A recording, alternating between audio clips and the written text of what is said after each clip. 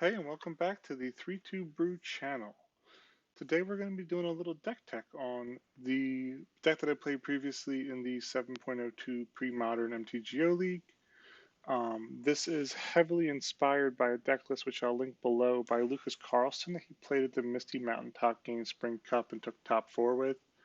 I did a couple of modifications, which probably I shouldn't have in hindsight, looking at my record of 0-5 as a spoiler if you haven't seen the matches. But this is in general the simple Degaio deck. So let me go through a couple of the games. I only had one testing session. I played against the Rock and went 2-0. I really liked a lot of the different options we had for Vindicate, shutting down stuff like Deed and Recurring Nightmare. Spectral Lynx was such a house in the matchup. Nantuko Shea can clear a lot of people who have a nice thick butt on them, either on offense or defense. Exalted Angel was a great top end, and the turn one Dark Ritual into the Phyrexian Arena was really, really tough for them to outvalue. Um, I do want to note that Smother is nasty against the Lynx, what I've learned in that, unfortunately, and Lynx we'll talk about later, I'm a huge fan of.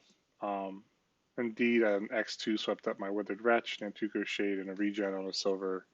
On the Lynx, is a silver lining to that, but it swept everything up. So there is a bit of options against the Rock, but I brought in stuff like Disenchant. Engineered Plague was lower on the importance scale, but it shut down the Hermit value loop. Perish was a legit option, since a lot of their creature base is being green. And then Withered Wretch is a body and a hate piece. And Planar Void is a cheap hate piece. But um, this month I ended up playing against Game 1 of Stasis. I got actually dumpstered. Game 2 was Elves. To be frank, I wasn't ready for it because I just didn't have the right threat assessment. I didn't know that their finisher was going to be Hermit, so that was a bit new to me. I was super shocked by a Game 2 Manticore. But Game 3, I actually lost due to losing 14 points of life from my lands, which I'll talk about at the end from that Kolios. And then game three, I had Terrageddon. I just got beat down first game. Second game, I was able to get into a control role. Brought a lot of the sideboard hate pieces I really enjoyed. Planar Void was an all-star, but just scrapped it out and could not get a W, unfortunately. And then I played game four of Hermit Goblins, a deck I've never seen. It cooked me through and through. Never really stood a chance. And then game five was on my end, a terrible loss feeling because it was a five-color enchantment brew. I believe my opponent literally said wow once they won. It was an awesome deck, huge love from me, but it felt real bad to lose against. So let me go over the deck real quick. The way that I view this deck is it's truly a mid-range deck. If you're looking to get out some solid value beginning of the game and do a lot of resource denial, so you see that with Hypnotic Spectre, Duress, Gerard's Verdict, really tearing apart the hand. Vindicate and Swords of Plowshares as removal. Additionally, Diabolic Edict, but that's only a one of. The real nice thing about Vindicate is it's destroy target permanent. I wish it moved to instant speed, but I bet we all do. But this card's fantastic. One of the main reasons I wanted to play the deck because I just really enjoy the way this card plays. And then you have some speedy type of stuff with Dark Ritual, and Phyrexian Arena is more of a value engine. I really enjoy Arena in this deck. I enjoy Arena in most black decks, to be frank, but I think that it tunes more to my play style. And then you have some creatures that give you a lot of value options in the main board. So Spectral Lynx has Regenerate, which is fantastic. The protection from green was very relevant in a lot of my matchups, and acted as a mini wall against a lot of different pieces. The Rager was an addition from my end. I don't know how I feel about it. I'll kind of touch on it at the end.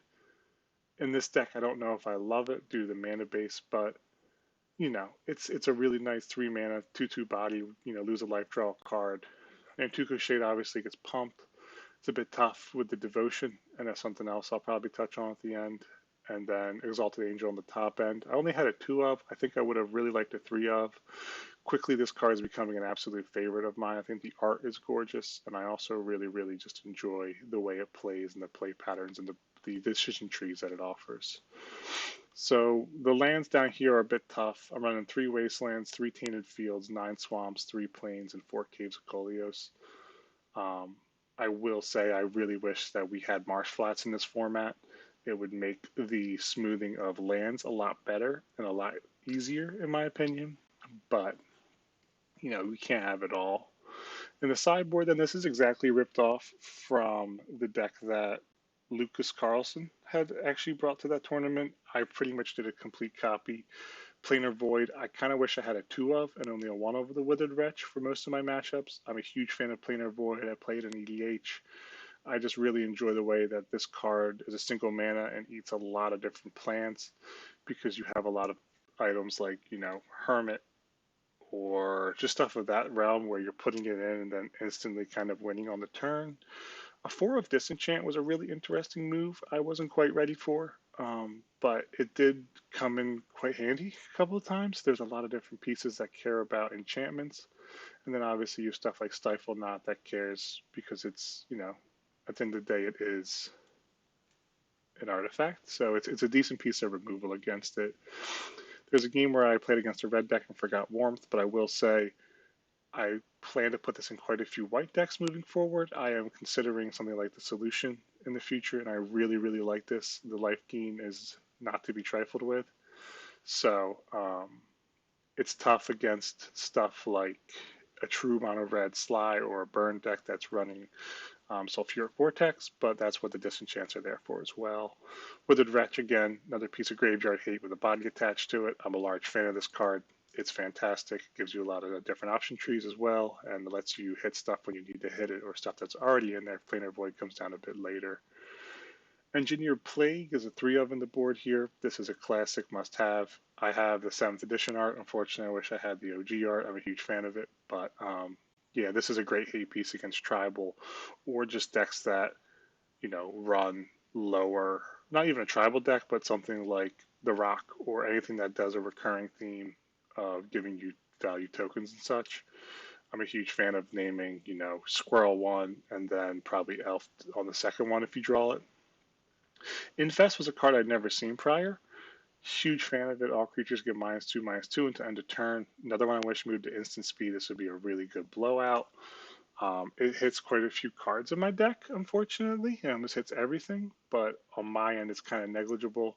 It's really nice to wipe out, stuff like elves, and that's where Perish comes in as well. Destroy all green creatures as a 2 of. So there's a lot of mass hate in the sideboard, which I'm a huge fan of. So let's get into what I liked. There's a lot of threat options here. I enjoyed having the unconditional removal in Vindicate, as I stated previously. I'm a huge fan of Vindicate. And bodies that can grow as well, like Nantuko Shade or survive a chump block, something like Spectral Links for the pro green. I love that kind of stuff. Nantuko Shade is classic. I really enjoy the one that's legal in Pioneer currently. I'm blanking on the name. It's a little bit better due to being 1 in a black, and it's just a generic to activate.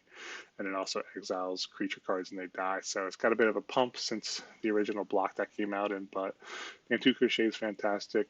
Spectral Links, I never played with it prior, to be frank, but it was an absolute all-star. The way it came down and bodied heavy at a 2/1 body. Eating up any kind of green action there. The regenerate is not to be trifled with. I really, really, really enjoyed the way that card worked, especially against stuff like Terrageddon, shutting down, Nimble Mongooses and Werebears and stuff like that. It's an awesome piece. I honestly wish I had 4 in here, but yeah, I just really, really enjoyed the different set of threat options I had to hit with. The yeah, the second point I had on my notes was Spectral Links. It's just a great wall against green decks and in general. I love the card art. I think the card art is gorgeous. It's kind of funny. It's also really cool. I'd love to get myself an artist proof or even original sketch of that someday, possibly. But I really hope that I'm able to get another deck with that in it, whether I go into something like Esper, white, blue, black, or green, blue, black, or sorry, green, white, black. So I just wanted to note how much I like that. Exalted Angel, another card that I've become a huge fan of. I love the art on this. I think the art's gorgeous, got great colors, but it also plays fantastic. It's a really tough body to deal with when it comes down for the morph cost. Your opponents kind of know, but they got to deal with it normally because you're going to hopefully hit it on curve if you want to flip, or you can hold it in hand for a bit later of a bomb. It plays really great both ways. I cannot wait to get myself a playset of these in paper. And due to the original art, it's one of the few cards I won't buy an option of like getting it from the vault. I'll probably get the actual original one of these, which I normally do buy old border when I buy cards, but sometimes the from the vault stuff has such fantastic foiling and quality, it's tough to pass up on. It was a great stabilizer as well. Came down on a bit of a janky board. You could beat in with it if you had another chump blocker beside it, you know. It gave me a lot of incremental advantage. And I also want to note, like, I didn't build the sideboard, but gosh darn, it was good. It was really, really good. I'm terrible at building sideboards. I'm currently playing in a Pioneer Boxing League with my friends I just put together that started this week. So hopefully, probably, sometime in July, I'm going to try and we're going to be moving my significant other and I. So hopefully we can get something set up at the new place that'll let me record it properly and be able to edit it and all. The games since they're all remote. So keep your eye out if you're interested in Pioneer content. I'll probably do a video if I'm able to explain what we're doing and how we're doing it, as well as a link to in the show notes here, but also in general, we have a website we use for a little group is called Mana Addicts. So, but this sideboard is fantastic. I had so many different options. I didn't feel like I had a bad matchup in general. For most, meta matchups, there wasn't anything where I couldn't at least attempt to deal with it. Maybe Hermit Goblin, just because of the way that deck played. I was completely befuddled by the turn one Lackey into like a 5-color mana base turn two. So, yeah, overall, that's the side of this deck I really enjoyed. But going 05, I do have quite a few negative points, unfortunately. The first piece is I really, really, really hate the mana base in this deck. Getting burned for I think it was between 12 or 16. I had 14 in the notes here. I'm not 100% sure what it was, but it was in that range. Gosh darn, that hurt. Like, that was a very, very winnable match. It was game 3. We were getting a bit grindy, and I just didn't come up with, I think it was, might have been missing a white color source or a black color source. But it was like I had 3 of them, and it was the only option I had, and I had to keep burning myself. I would have rather, I'd rather those be 4 marsh flats and 3 tainted fields, or, 3 tainted fields, 2 caves, something like that, some kind of mix. It's just the pain lands hurt so much in this deck where you're not gaining any life unless you get a good Gerard's Verdict, which I unfortunately didn't throughout the whole league. But yeah, that was really, really tough. I'm a huge Wasteland fan. I love being able to cut people off. This format has greedy mana when you need it, so it does hurt those decks like, blue, white, red solution and stuff like that. So it does hurt certain decks. Some decks it doesn't. I like it as an option, so I can't hate it on it here. Would it be better having 3 or 2 more swamps and 1 more plains? I don't know. I like the resource denial side of that, so that piece of it I don't mind, but it was more or less like Tainted Field. I remember game 1, I had it in my hand and I mistook it for a Caves of Kolios, and I slammed it down and I looked at it, and by the time I wanted to play, I had 2 Dark Rituals and a Hippie in hand, and I considered, I thought I could just go turn 1 Hippie, and I drew another Hippie turn 2. I could have went turn 2 Hippie and held up another mana, but unfortunately it didn't work out that way because I had a Plains and a Tainted Field in my hand. Next thing as well, Phyrexian Rager was not as impactful as I was hoping. It was in here as a 2 of. Maybe this card needs to be a 3 of to really see more impact, but I didn't really know. Normally it hurt me more than it helped me. Having an additional card draw is nice, but with Arena here, I'd rather just kind of have Arena, because often, I'd rather or replace this slot with something else because I already have 3 of Arena. It's just, I don't know if it does enough. I kind of wonder if the deck could use a total of 18 creatures. That way you have constant action, but it's tough because you have so many interactive spells here that you want to keep, and you don't want to go any lower on land count. So, yeah, it wasn't as impactful as I was hoping for. I really like Rager and the Rock. I think it's fantastic. I think it's a lot better in decks that use, what's the name of it? I'm blanking on it right now. Cabal Therapy. Unfortunately, I don't know the meta well enough to do that, so maybe that synergy hurts as well, but for my play, it wasn't as impactful as hoping for. And really, the final thing I'm gonna say is like, I don't know if this deck's for me. And that's where I'm kind of at. I don't know if this mid-range control grindy piece without a value engine is what I like to play or fits my play style. When I play Pioneer, I really, really, really enjoy Mono Blue Spirits, which is a tempo deck that can slot into tempo aggro, or depending on your draw or your sideboard, more of a tempo control, which I like both those aspects. So I just don't know if this is my type of deck. I don't mind mid-range grindy decks. I really enjoy playing Rakdos Sack. I had that previously on MTGO that I played in some Pioneer leagues. I enjoy being able to grind people down, but there was engines associated with that and finishers more. This deck doesn't have an engine. It relies a lot on pure draws instead of any kind of recursion or, obviously modern cards and Pioneer, a bit more of an engine. But when I think of a mid-range deck, I lean heavier towards the rock because you have that recurring aspect of it. I like Deed a lot as a sweeper, so and I like the top end hitting heavy there, and that's something I'd probably look at in this deck to see if I could figure out if I could find a 4 drop maybe to slide in here to replace Rager. But that's just on the consideration in general. But yeah, I wanted to point that out.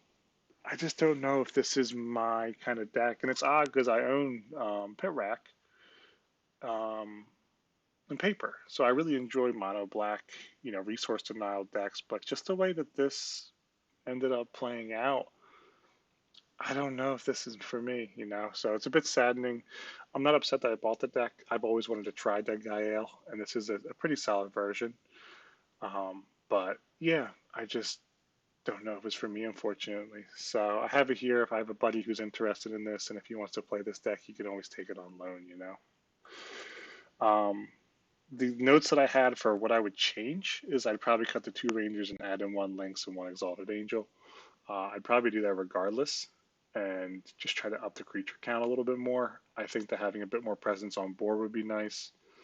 I would maybe cut down, I don't know what I would cut down is the issue. The verdicts are really nice, but they're only in certain matchups. I think they hit heavy enough. The discard 2 is nice. I don't know. Making cuts is so tough in this deck, which is why I really don't want to. 14 creatures isn't terrible, but it's not great. We don't have any man lands, so that was my initial concept. I know the angel isn't something you want multitudes of usually, but I do want my draw percentage on that to be slightly higher because it is such an impactful card when it hits and sticks. So the final thing I want to note on is the question of am I going to play / modify this deck again? And currently the short answer is just no. Like I said, great archetype. It's classic. It has a certain kind of play style. I just don't think it's for me. I know it's good. I performed horrendously with it. I probably could have taken better lines with it. Don't get me wrong. I'm not blaming the deck in the slightest. I just don't think that currently this deck is for me. At least in the way that I play currently and know the meta, it's not. It's a great deck, and I think that if you're somebody who does like that grindier kind of mid-range game and you understand the meta threat assessment, stuff like that, and you can pick up on decks from a land drop or two like Bosch and Roll does, um, then this deck is probably right up your alley, and you will probably be able to dice people apart, especially once you tune in the sideboard to the meta you need. But yeah, for me, unfortunately, it just didn't hit what it needed to hit. So yeah, that's really all I had on this. I would like to see what you guys think about this deck. Are you surprised it went 05 after seeing the full list? I'll try to link the list in the comment section below. I don't know if I'm able to do that or not yet. If not, I'll probably export the raw text so you can just take a look at it. But yeah, let me know what you think in the comments. I'm not going to ask you to subscribe or anything. That's totally your call. But yeah, I just like hearing feedback, but people would change or how they run their lists or anything like that. I find that very interesting. So if you ever have any feedback of that type, or I like getting questions on games. If you ever want to comment, I love looking at comments. It makes me super happy to get it. So yeah, I really appreciate you guys tuning in and listening. And sorry I'm a bit quiet. It's 11 o'clock at night on a Tuesday, Tuesday night. So my girlfriend's getting ready for bed and going to sleep in a little one-bedroom apartment. I'm trying to be quiet. So thanks again for tuning in, and I hope you enjoy all the content I put out. Cheers.